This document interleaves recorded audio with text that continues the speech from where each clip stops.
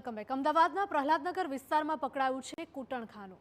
નક્ષ સ્પાના નામે ચાલતું હતું આ કૂટણખાનું। સ્પાના માલિક રોહિત લલવાણી અને મેનેજર પાયલ અગ્રવાલ સામે ફરિયાદ દાખલ કરવામાં આવી છે। તો છેલ્લા કેટલા સમયથી આ કૂટણખાનું આ વિસ્તારમાં ચાલી રહ્યું હતું તે મુદ્દે પણ પોલીસ દ્વારા તપાસ કરવામાં આવશે। તો આ ઘટના અમદાવાદની છે કે જ્યાં પ્રહલાદનગર વિસ્તારમાંથી કૂટણખાનું ઝડપાયું છે। નક્ષ સ્પાના નામે ચાલતું હતું કૂટણખાનું। સ્પાના માલિક સહિત એક મેનેજરની ધરપકડ થઈ છે।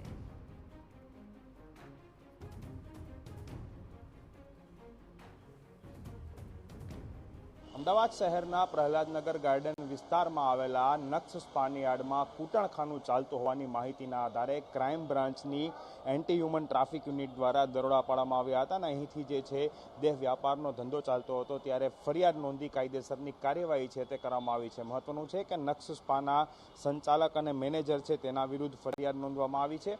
જે રીતે શહેરમાં અલગ અલગ વિસ્તારોમાં આ પ્રમાણે એન્ટી હ્યુમન ટ્રાફિક યુનિટ છે તેના દ્વારા સમયાંતરે ચેકિંગ કરવાનું હોય છે અને તેના જ ભાગરૂપે અહીં માહિતીના આધારે ચેકિંગ કરવામાં આવ્યું હતું અને સ્પાની યાર્ડમાં ચાલતું કૂટણખાનું છે તે પકડી પાડવામાં આવ્યું છે।